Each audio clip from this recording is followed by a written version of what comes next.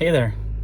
I'm getting ready to head on my yearly winter Boundary Waters camping trip. I have the Kia Rio loaded to the brim. For those of you who don't know, the Kia Rio is the premier adventure vehicle. That's a joke, but it works for me. Got about a 4-hour drive ahead of me. I'm meeting my friend Ryan, and we have a different trip this year. For the past 6 or 7 years, we've gone to a lake called South Lake and fished for lake trout. That's about a 2.5 mile hike. This year we're going to try to go to a lake called Crystal Lake. It's a 7-mile hike. We're going to try to do 3.5 miles tonight. We're going to arrive at the landing at East Bearskin Lake at about 7 or 8 o'clock p.m. And then we're going to ski in 3 miles. Trying to have kind of modest expectations. You never know what's going to happen in terms of your body as we get older. There's more aches and pains and have to move a little slower. I mean, I'm only 36, but there's still, and in fact, the last 3 years, at the end of our shorter trips, I've had really sore knees or pulled muscles. So I'm hoping to avoid that. I've done a little more training this year. You just don't know what the conditions are going to be like. I think the conditions are good this year, but if you hit slush or really deep snow, that can just move you down to a crawl, and making 7 miles could take a couple days. We have four nights scheduled, and I'm excited. The amount of excitement I have for winter camping is probably unreasonable, but I'm really excited for the trip. I get really excited usually starting in August and start planning the trip then. Winter camping is just kind of an extravagant, wonderful experience. It's also a lot of pain and suffering, which maybe we'll talk about more on the trip. Generally, the fun portion of it, aspect of it, outweighs the suffering aspect, but we'll find out on this trip with 7 miles and hopeful lake trout catching. So stay tuned. There will be more to come. Made it to Grand Marais, waiting on Ryan. Just had a nasty Grand Marais Holiday Station cheeseburger. We are talking about maybe trying to go all 7 miles tonight. I really doubt we'll do that, but if the conditions are somehow pristine, there's a full moon, so I think we could maybe make it happen. Great drive. Seeing the full moon on the open Lake Superior water was cool. And the Kia Rio got 39 miles per gallon, so not too shabby. Here's all of our stuff. We need to figure out how to pack this in 2 sleds. Beautiful clear night, full moon. What's the current temp? 0? 0.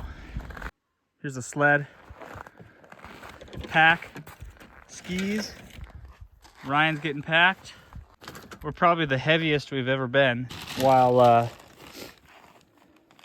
going the farthest, so that seems like a great combination. There's always a bit of trepidation before we head out, but we're going for it.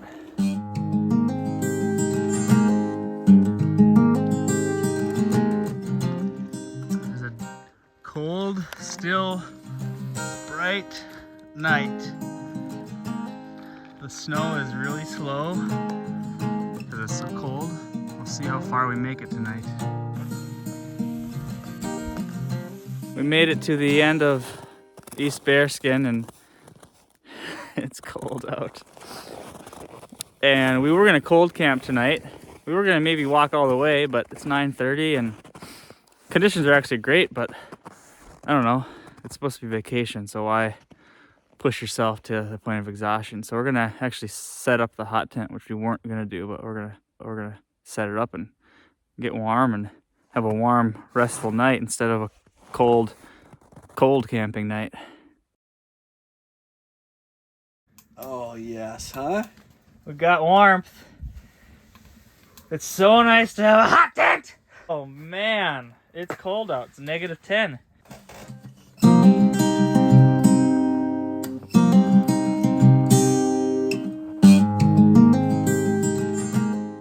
See those shadows cast by the moon? It is bright out. Night 1 is over. Didn't sleep that much. We're gonna pack up and try to make it to the final destination. Well, We made it through the night. I thought it was maybe warmer out, but it's still minus 12. It did get down to negative 18, so I guess it is slightly warmer out. Here's one of the reasons I love winter camping. I just love waking up to a sunrise. I'm starting to shake uncontrollably because I'm really cold, so I might have to go get a fire started. Warm and packed up and head that direction. You can hear a creek down there, which is where our first portage is. Hopefully the creek hasn't resulted in any slush.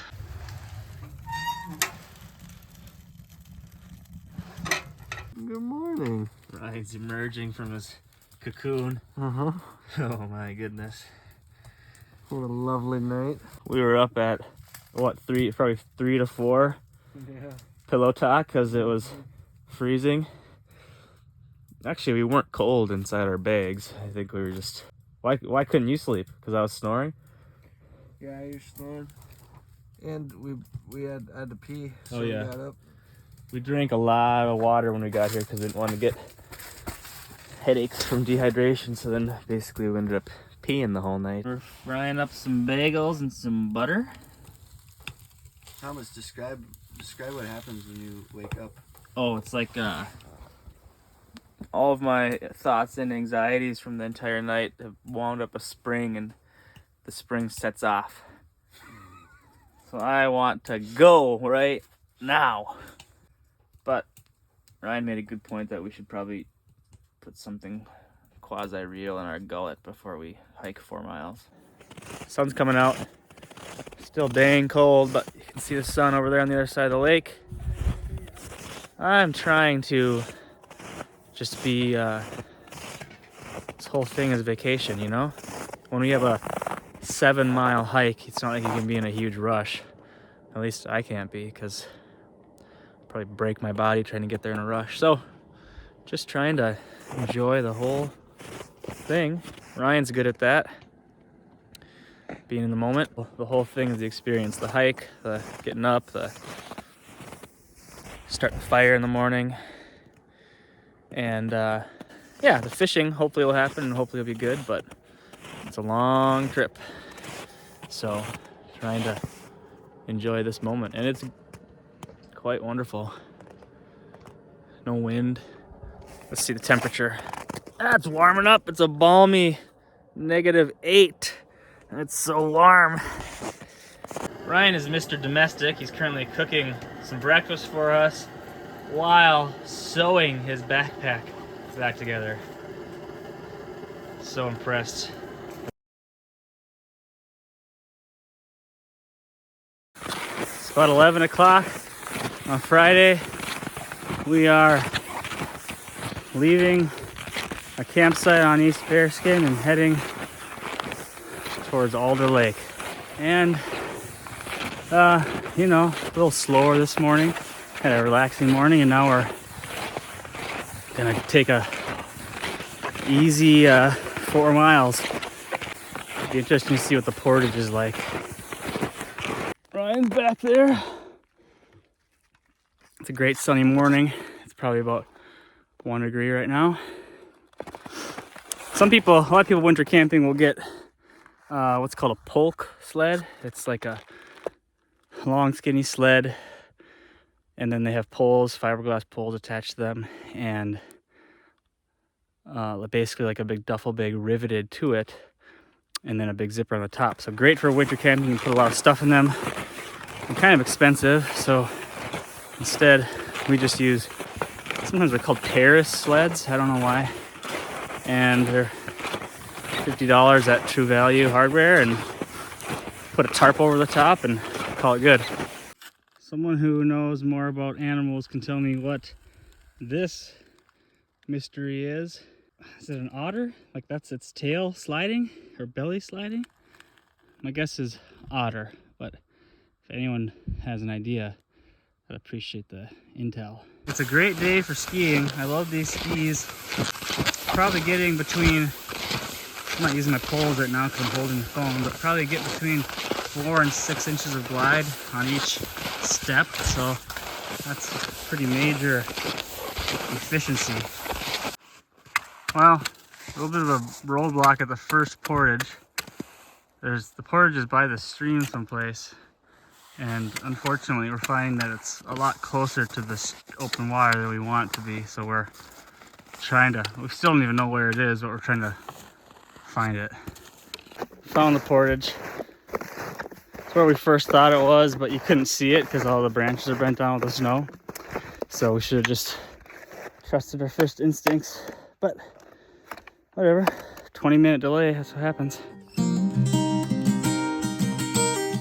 Well, it took a long time. The portage was pretty terrible to break trail through it, and then all the trees were bent over, constantly having to try to upright them and scoot underneath them. I think we'll be good. It's pretty clear here. You can see my ski trail right there. It's just like regular, but you'll see back there is the open water. A nice little babbling brook, and you can see all that. My guess is it was open last night because it was real cold last night, so I think it just froze. And then our destination is down there, our next destination. There's probably flowing water there and there's no portage, so that one's gonna be tricky. We need to figure that one out. More open water, but this time there's no portage, so we have to try to bushwhack through that. I hate open water. Made it through, bushwhacking through that. I think I'm gonna go get the sled. There's the open water. And then get the sled and then get the bag. I'm not gonna bushwhack with both of them. I think our otter friend slid right into that water when it was open yesterday. Assuming this is indeed otter tracks. Some impressive relief right here.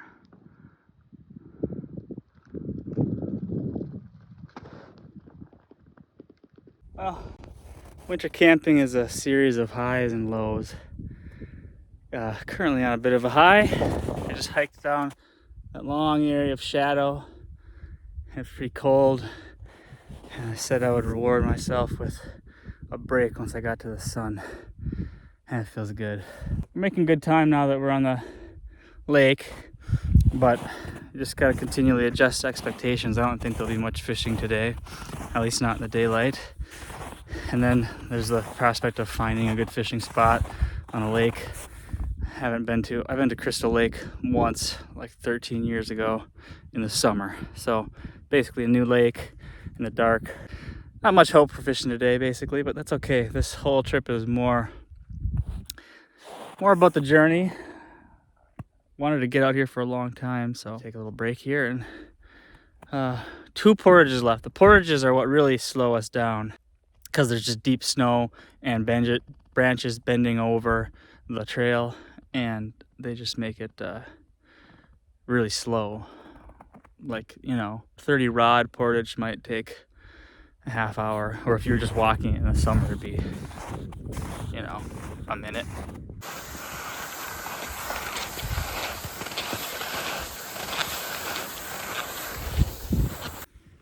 Made it to the portage between Alder and Canoe.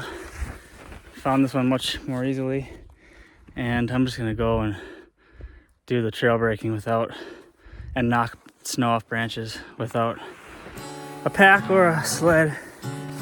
Not bad so far. Much better than the last portage. It's cold in here though in the shade.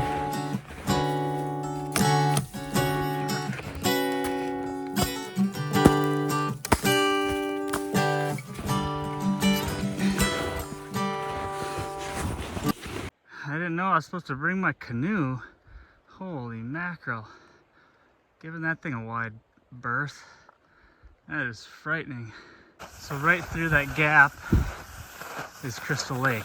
We are almost there.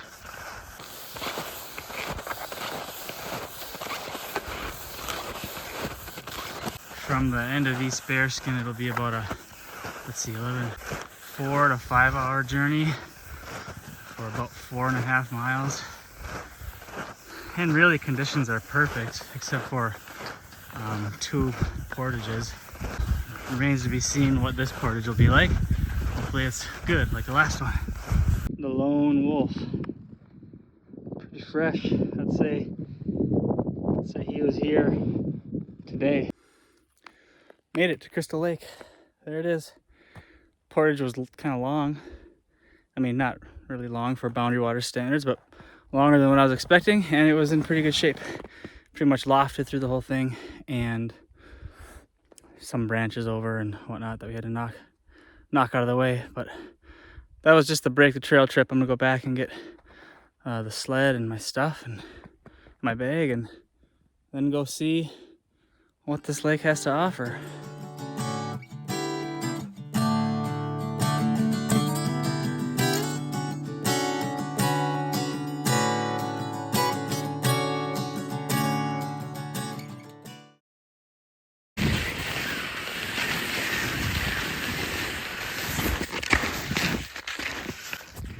I love these skis. This is a bit of a burdensome part. Pulling the sled basically one arm's length at a time up the hills on this portage. We're on Crystal Lake in our castle. We got a floor, we got a fire. We're 7 miles within the Boundary Waters, and we're gonna cook. Fishing can wait for now because we're exhausted. What you got going on, Ryan? Oh, we're cooking up some soup. You brought a cutting board. I brought a little cutting board. You just chopped up some garlic. Fresh garlic, fresh onions. Make a little soup. Some sausage. Nice. Hopefully a fish if you catch one. I have my doubts about that, but I'll keep trying. No.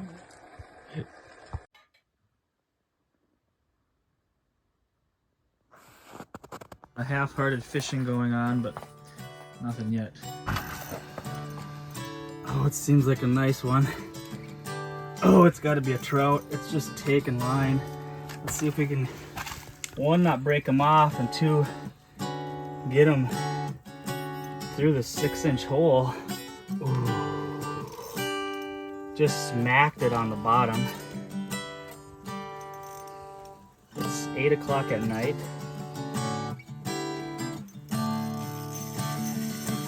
Giant burbot. There's no burbot in here. It's the one burbot. It's a giant walleye. He's gonna spool me. He is gonna spool you. Oh my God. He's big.